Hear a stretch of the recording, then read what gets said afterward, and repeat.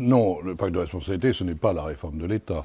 Ça aurait dû être accompagné d'une réforme de l'État. Le pacte de responsabilité, c'est dire enfin que l'on va essayer de faire en sorte que les charges sur les entreprises soient réduites alors qu'elles sont à l'heure actuelle absolument exorbitantes du droit commun.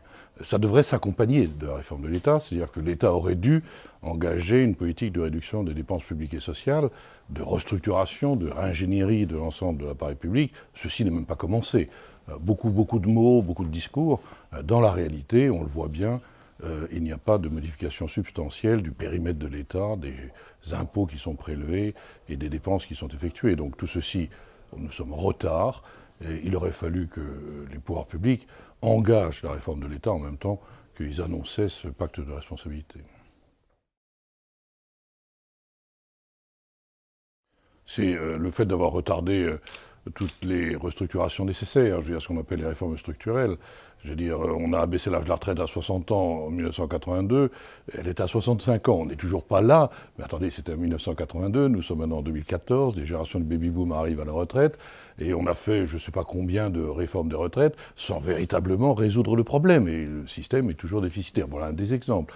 Un autre exemple, bien entendu, c'est 35 heures, mesure totalement stupide, introduite totalement à contre-courant de ce qui se passe dans les autres pays, et c'est introduit à la fin des années 1990, 15 ans plus tard, eh bien, de nouveau, les 35 heures sont là. C'est complètement fou de ne pas avoir montré que ceci n'avait pas d'effet, et donc d'avoir réformé ce domaine-là. Je peux multiplier les exemples.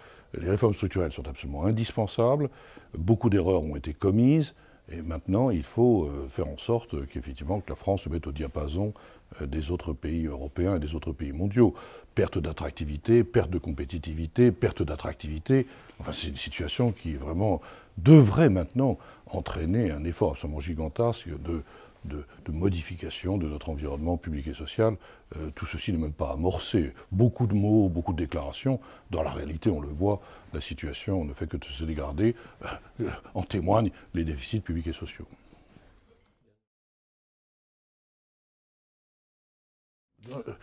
Dans la même journée où tout d'un coup on s'occupe de nouveau des retraites chapeaux, des quelques personnes qui tirent à l'heure actuelle les entreprises vers le haut avec une concurrence mondiale absolument épouvantable, la même journée on apprend que l'essentiel des charges qui explosent dans le budget, c'est les retraites de la fonction publique. Que M. Macron, qui est ministre de l'économie, s'occupe d'abord et avant tout de son dîner à la charge. Et donc il réforme les régimes de retraite spéciaux, qui réforme le régime de retraite des fonctionnaires, avant de s'occuper de nous. Donc je ne supporte plus, très honnêtement, de voir que les gens qui ont la responsabilité de l'État passent leur temps à s'occuper de nous, ils devraient s'occuper de l'État. Ils ont voulu avoir des fonctions publiques, eh bien qu'ils fassent les réformes fondamentales du régime de retraite de la fonction publique. Sachez que toutes les réformes de retraite ont toujours exclu la fonction publique. Et sachez que dans la fonction publique, les retraites sont en fonction des 6 derniers mois d'activité, c'est des prestations définies, ça coûte aux Français des fortunes. Sachez que les âges de la retraite dans le secteur public sont nettement inférieurs à tout ce qui se passe dans le secteur privé, qu'ils s'occupent de ça. Le jour où les retraites dans le secteur public seront alignées sur les retraites du secteur privé, je pense qu'à ce moment-là, on pourra discuter des retraites chapeaux.